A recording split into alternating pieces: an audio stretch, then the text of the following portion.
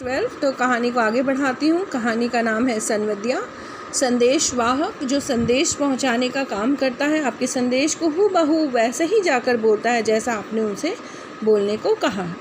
तो अब ये बड़ी हवेली में आ चुका है संवद्या। पाँव लागी बड़ी बहुरिया, बड़ी बहू को उसने पैर छुआ, प्रणाम किया। बड़ी हवेली की बड़ी बहुरिया ने हरगोविंद को पीढ़ी दी। पीढ़ा जिसे हम लोग बैठने के लिए देते हैं, लकड़ी का बना हुआ होता है, और आँख के इशारे से कुछ देर चुप बैठने को कहा, क्योंकि वहाँ पे पहले से ही कोई थी, इसीलिए बड़ी बहू ने सिर्फ इशारा किया कि तुम चुपचाप से थोड़ा बैठो। बड़ी हवेली अब नाम मात्र को ही बड़ी हवेली है, तो वो बड़ी हवेली अब सिर्फ नाम के लिए है। जहाँ दिन रात नौकर नौकरानियाँ और जन मजदूरों की भीड़ लगी रहती थी, आज वहाँ कोई नहीं है। हवेली की बड़ी बहुरिया अपने हाथ में सूपा में अनाज लेकर फटक रही है। आज नौकर चाकर नहीं है, जन मजदूर नहीं है, बस एक बड़ी बहुरिया है जो हाथ में सूप को लेकर उसमें अनाज को फटक रही है। इन हाथों में सिर्फ मेहंदी लगाकर ही गांव की नाइन परिवार पालती थी। तो पहले जो है बड़ी बहुरिया हाथों में सिर्फ मेहंदी लगाकर ही रहा करती थी, और नाइन जो है वो घर का काम परिवार देखती थी। कहाँ गए वे दिन? हरगोविंद ने लंबी सांस ली। तो नौकर चाकर जिस हवेली में रहा करते थे, आज वहाँ कोई भी नहीं है। बड़े भैया के मरने के बाद ही जैसे सब खेल खत्म हो गया। तो जब बड़े भैया मर गए तो उसके बाद यह खेल खत्म हो गया, मतलब नौकर चाकर मजदूर ये सब उस हवेली से चले गए। तीनों भाइयों ने आपस में लड़ाई झगड़ा शुरू कर दिया। रैयतों ने ज़मीन पर दावे करके दखल किया। फिर तीनों भाई गांव छोड़कर शहर में जा बसे। रह गई बड़ी बहुरिया। कहाँ जाती बेचारी, भगवान भले आदमी को ही कष्ट देते हैं, नहीं तो 1 घंटे की बीमारी में बड़े भैया क्यों मर जाते।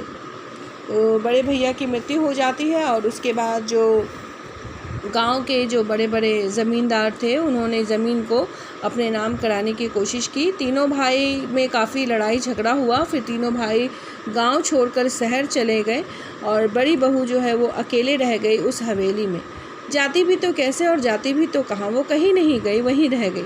भगवान भले आदमी को कष्ट देते। बड़ी बहू जो थी वो दिल की बहुत अच्छी नेक थी, और बड़े भाई साहब जो गुजर गए वो भी दिल के बहुत नेक इंसान थे, परंतु 1 घंटे की बीमारी में ही उनकी मृत्यु हो गई थी। भगवान भले आदमी को कष्ट देते, नहीं तो 1 घंटे में उनके हस्बैंड की यानी कि पति की मृत्यु कैसे होती। बड़ी बहुरिया की देह से जेवर छीन कर बंटवारे की लीला हुई थी। बड़ी बहू ने शरीर में जितने भी गहने पहन रखे थे उसे छीन करके बंटवारा किया गया था। तीनों बहुओं ने छीन कर जेवर ले लिए थे। हरगोविंद ने देखी है अपनी आँखों से द्रौपदी चीर हरण लीला, और हरगोविंद कहता है कि मैंने तो अपनी आँखों से ये सब होते हुए देखा है। बनारसी साड़ी को 3 टुकड़े करके बंटवारा किया था निर्दय भाइयों ने, बेचारी बड़ी बहुरिया। तो बड़ी बहू की जो साड़ी थी बनारसी साड़ी, उसके 3 टुकड़े कर दिए गए थे, और 3 टुकड़े करके उसे बंटवारा किया गया था। गांव की मुदियाइन बूढ़ी न जाने कब से आंगन में बैठकर बड़बड़ा रही थी। अब गांव की एक बूढ़ी मतलब मुदियाइन, जैसे कि कोई उधार वगैरह देता है ना, तो उसे मुदियाइन कहते हैं।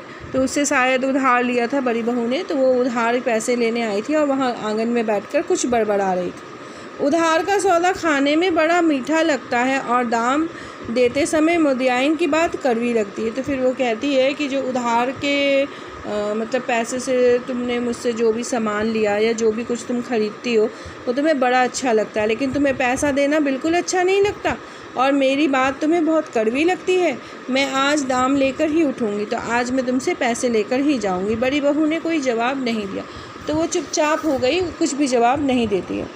हरगोविंद ने फिर लंबी सांस ली। जब तक मुदियाइन आंगन से नहीं टलती, बड़ी बहुरिया हरगोविंद से कुछ भी नहीं बोलेगी। वह अब चुप नहीं रह सका। मुदियाइन काकी, बाकी बकाया वसूलने का यह काबुली कायदा तो तुमने खूब सीखा है। तो हरगोविंद को अच्छा नहीं लग रहा था कि काफ़ी देर से वो वहाँ बैठी हुई है, हट नहीं रही है। तो उसने फिर उस मुदियाइन को कहा कि काबुली कायदा से तुम पैसा वसूल करने का अच्छा धंधा जानती हो। यह सुनते ही मुदियाइन जो है तमक कर खड़ी हो गई गुस्से से। चुप रह मुँह से निमोछिया, क्या करूं काकी, भगवान ने मूछदारी दी ही नहीं, ना काबुली आगा साहब की तरह गुलजार दाढ़ी दी। तो फिर वो कहता है कि क्या करूं मोदियाइन चाची, मुझे तो भगवान ने मूंछ दाढ़ी दी ही नहीं है और ना तो काबुली वाले की तरह कोई लंबी सी गुलजार दाढ़ी दी है। तो फिर काबुली का नाम लिया तो जीभ पकड़कर खींच लूँगी। तो फिर काबुली वाले का नाम सुन करके ना मोदियाइन काफ़ी तमक जाती, गुस्से हो जाती है। हरगोविंद ने जीभ बाहर निकाल कर दिखाई, अर्थात खींच लो जीभ दिखाकर उसने कहा, 5 साल पहले गुल मोहम्मद आगा उधार कपड़ा लगाने के लिए गांव में आता था और मोदियाइन के औसारे पर दुकान लगाकर बैठता था। तो 5 साल पहले की बात है। गुल मोहम्मद आगा नाम का एक काबुली वाला उसे कहते हैं, जो काबुल से आता है और आकर यहाँ पे मतलब अपना सामान या अपना कुछ कपड़ा लत्ता अनाज कुछ बेचने का काम करता है। ठीक है, तो वो कहाँ पे बैठता था, वो मोदियाइन के ओसारे पे मतलब बाहर के बरामदे में बैठकर कपड़े बेचने का काम करता था। आगा कपड़ा देते समय बहुत मीठा बोलता था और वसूली जब आता था तो जोर जुल्म से वह वसूली करता था। एक बार कई उधार लेने वालों ने मिलकर काबुली वाले की ऐसी मरम्मत कर दी कि फिर लौटकर गांव में नहीं आया। तो जब वो उधार देता था तो बड़ी मीठी बानी में बोल के उधार देता था, लेकिन जब पैसा लेने की बारी आती थी तो वो बहुत परेशान करके पैसा लेता था। इसीलिए गांव वालों ने उसे एक बार जमकर पीटा और पिटने के बाद वो कभी फिर गांव नहीं आया। लेकिन इसके बाद ही दुखनी मोदियाइन लाल मोदियाइन हो गई। तो ये जो दुखनी मोदियाइन थी ये गुस्से से लाल हो गई। काबुली बादाम के नाम से भी चिढ़ने लगी मोदियाइन। तो अब वो काबुली के नाम से बहुत चिढ़ती थी, क्योंकि वो उसी के आंगन में बैठ करके ये सब धंधा करता था। गांव के नाचने वालों ने नाच में काबुली का स्वांग किया। तुम हमारा मुल्क जाएगा मोदियाइन, हम काबुली बादाम पिस्ता अखरोट खिलाएगा। तो इस तरह से काबुली वाले की भाषा होती है, वो कहता है। तो मोदियाइन काफ़ी गुस्से होती थी काबुली वाले का नाम को सुन करके। मोदियाइन बड़बड़ाती गाली देती हुई चली गई। तो बड़ी बहुरिया ने हरगोविंद से कहा, हरगोविंद भाई, तुमको एक संवाद ले जाना है आज ही, बोलो जाओगे ना। तो इस तरह से क्या कहते हैं, हरगोविंद ने जब मोदियाइन को काबुली वाले के नाम से चिढ़ाना शुरू कर दिया और ये भी कहा कि तुम मेरे मुल्क जाओगे काबुल, मोदियाइन तुम मेरे मुल्क काबुल जाओगी तो वहाँ पे मैं तुम्हें काबुली बादाम पिस्ता अखरोट खिलाऊँगा। तो इस तरह से वो काबुल जाने के बारे में जब सुनती है मोदियाइन तो वो काफ़ी गुस्से हो जाती है। गाली गलौज करते हुए वो वहाँ से उठकर चली जाती है। अब हरगोविंद से बड़ी बहू कहती है कि हरगोविंद भैया, मुझे ना एक संवाद पहुँचाना है, देना है, आप मेरे संवाद को पहुँचाओगे? आज ही मुझे एक संदेश भेजना है। तो बोलो आज ही जाओगे? तो कहाँ जाना है? हरगोविंद सनवदिया जो है वो पूछता है कि कहाँ जाना है, बताओ बड़ी बहुरिया, आपका संदेश किसके पास लेकर जाना है? मेरी माँ के पास जाना है। तो हरगोविंद ने देखा कि वो अपने माँ के पास बोल रही है कि ये संवाद लेकर जाना है। हरगोविंद की जो बड़ी बहुरिया है उसकी आंखें छलछलाई आँखों में डूब गया। हरगोविंद जो है वो बड़ी बहू की आंखों में ना आंसू आ गए थे उसके दुख के कारण, और वो संवाद भेज रही थी अपनी माँ के पास। ये सब देखकर हरगोविंद को काफ़ी दुख हुआ, वो उसकी आंखों में डूब गया। बोला, क्या कहिए, क्या संवाद है, ऐसा क्या दुख है? वो सुनने को परेशान होने लगा कि क्या पता ऐसा क्या दुख आ गया बड़ी बहू के ऊपर जो अपनी माँ को संदेश भेज रही है। संवाद सुनाते समय बड़ी बहुरिया सिसकने लगी। तो जैसे ही बड़ी बहू ने संवाद बोलना शुरू किया तो वो रोने और सिसकने लगी। हरगोविंद की आंखें भी भर आई। तो हरगोविंद, जब वो तो एक सनवदिया है, वो उसे दुखी होने का अधिकार नहीं है, परंतु बड़ी बहू के दुख को देखकर उसकी आंखें भी भर आई, वो भी बहुत दुखी हो गया। बड़ी हवेली की लक्ष्मी, जिसे लोग लक्ष्मी कहते हैं। देखिए पहले ज़माने में क्या होता है ना, घर की बहू को, आज भी बहुत से लोग बड़ी बहू को या बेटी को घर की लक्ष्मी कहते हैं। तो पहली बार उसने इस तरह से सिसकते रोते हुए देखा था हरगोविंद ने। वह बोला, बड़ी बहुरिया, दिल को कड़ा कीजिए, क्यों आप इतना रो रही हैं? और कितना कड़ा करूं दिल?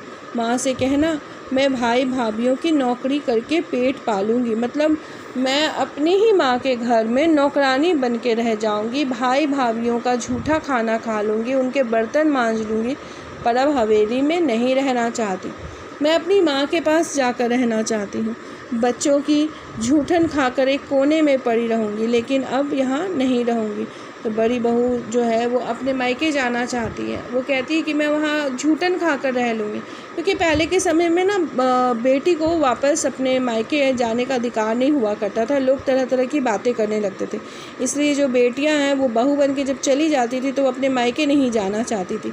परंतु यहाँ पे बड़ी बहू जो है वो काफ़ी दुखी हो चुकी है, अकेलेपन से नहीं रहना चाहती है यहाँ पे, इसीलिए वो कहती है कि मुझे अपनी माँ के पास जाना है। कहना, यदि माँ मुझे यहाँ आकर नहीं ले जाएगी तो मैं किसी दिन गले में घड़ा बांधकर पोखरे में डूब मरूंगी। बथुआ साग खाकर कब तक मैं जीऊँ और किसके लिए और किस लिए जीऊँ। फिर आगे कहती है बड़ी बहुरिया कि अगर माँ मुझे यहाँ से नहीं ले जाएगी तो मैं घड़े में पानी भरकर अपने गले में बांध लूँगी और पोखर में डूब जाऊँगी और डूब करके मर जाऊँगी। क्यों मैं बथुआ साग खाकर, जो सबसे सस्ता होता है ना बथुआ साग, वो खा करके कब तक मैं अपना जीवन जीऊँ यहाँ पे और किस लिए जीऊँ और किसके लिए जीऊँ। तो वो संवाद भेजती है अपने माँ के पास। तो हरगोविंद जो है उसके संवाद को सुनकर काफ़ी दुखी हो जाता है और उसके दुख को सुनकर वहीं पे उसकी आंखें भर आती हैं। ठीक है, अब आगे की कहानी अगले वीडियो में।